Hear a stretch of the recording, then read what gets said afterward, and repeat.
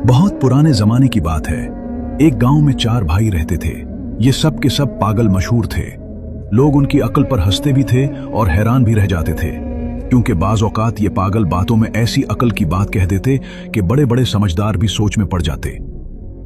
पहला भाई दिन रात गांव के बीच में बैठकर आसमान को देखता रहता। लोग पूछते, क्या देख रहे हो? वो कहता, मैं सोच रहा हूं कि अगर आसमान टूट कर गिर गया तो इसे कौन थामेगा। गांव वाले हंस पड़ते कि यह भी कोई सोचने की बात है। दूसरा भाई हर वक्त अपनी जमीन पर हिल चलाता रहता, चाहे बारिश हो या खुश्क साली। लोग पूछते, खेत में बीज डाला है? वो कहता, नहीं, लेकिन अगर बीज उगने लगे तो फिर मुझे पछताना ना पड़े। सब हंसते कि बगैर बीज के जमीन से क्या उगेगा। तीसरा भाई दिन रात दरिया के किनारे बैठा रहता और पानी को हाथों से रोकने की कोशिश करता। जब लोग इसे देखते तो कहते, ये क्या कर रहे हो? वो कहता, अगर दरिया बह गया तो सारा पानी खत्म हो जाएगा। मैं चाहता हूं कि ये यहीं रुक जाए। लोग इसे और भी पागल समझते। चौथा भाई सबसे अजीब था। वो गांव के दरवाजे पर खड़ा रहता और कहता, मैं देख रहा हूं कि कोई चोर हमारे गांव में दाखिल न हो जाए। हालांकि गांव में कभी चोर आते ही न थे। गांव वाले उन चारों पर हंसते और उन्हें पागल भाई कहकर पुकारते। लेकिन एक दिन कुछ ऐसा हुआ कि सबको सबक मिला। रात के वक्त आसमान पर काली आंधी आई। बादल इतने गरजे कि लोग डर गए।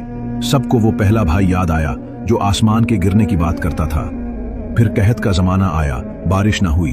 तब सबको दूसरे भाई की बात याद आई कि वो बगैर बीज डाले भी जमीन को तैयार रखता था। इसी दौरान एक दिन दरिया का पानी हद से बढ़ गया। तब सबको तीसरे भाई की दीवानगी याद आई कि दुनिया पागल कहकर जिसे हंसती है, बाज़ औक़ात उन्हीं की बातों में कोई पोशीदा हिकमत होती है। जब गांव वालों को चारों भाइयों की दीवानगी में छुपी हिकमत समझ आ गई तो उन्होंने उनकी इज्जत करना शुरू कर दी। पहले लोग हंसते थे, अब सुनने लगे।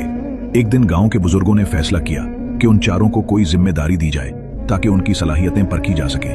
पहले भाई को गांव की मस्जिद की छत की निगरानी दी गई ताकि वो आसमान और बादल देखकर लोगों को पहले से खबरदार करे। दूसरे भाई को जमीन संभालने का काम दिया गया ताकि वो खेतों को वक्त पर तैयार करे और किसानों को मौसम के हिसाब से बताए। तीसरे भाई को दरिया की निगरानी दी गई ताकि जब पानी बढ़े तो लोगों को महफूज जगह मुंतकिल कर सके। चौथे भाई को गांव के दरवाजे पर पहरादार बना दिया गया ताकि वो अजनबियों और चोरों पर नजर रखे।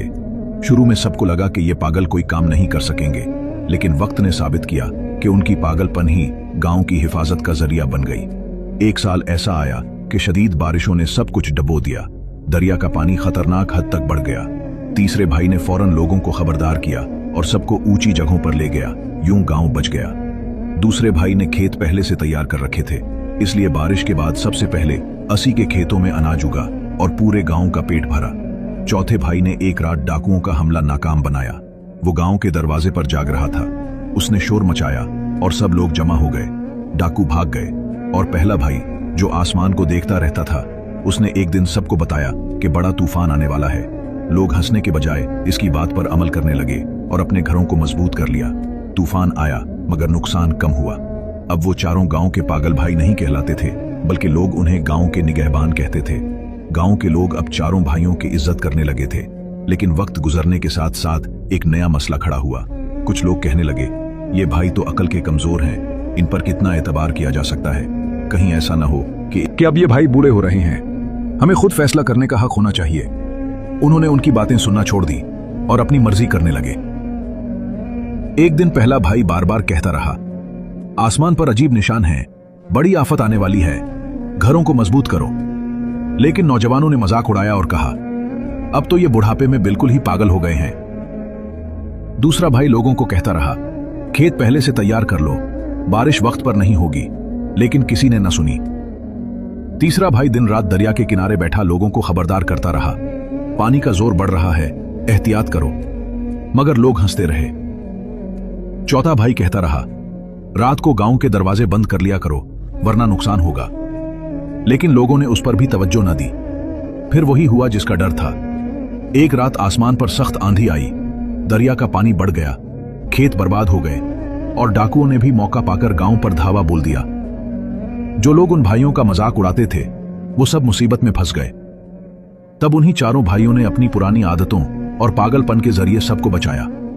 पहले भाई ने आसमान के इशारों से बताया कि आंधी कितनी देर में थमेगी। दूसरे भाई ने कुछ पुरानी महफूज अनाज की बोरियों को निकालकर सबको खाना दिया। तीसरे भाई ने लोगों को दरिया से बचने के रास्ते दिखाए। चौथे भाई ने डाकुओं को डराकर भगा दिया। इस बार गांव के लोगों को यकीन हो गया कि ये चारों पागल नहीं बल्कि अल्लाह की तरफ से एक निशानी है, जिन्हें अल्लाह ने मुख्तलिफ तरीके से अकल दी है। उस दिन के बाद गांव वालों ने तय किया कि वो कभी किसी को पागल, कमजोर या कम अकल कहकर नहीं हंसेंगे, क्योंकि हर इंसान के अंदर कोई ना कोई छुपी हुई हिकमत जरूर होती है। कहानी अच्छी लगी तो फॉलो करना ना भूलिए।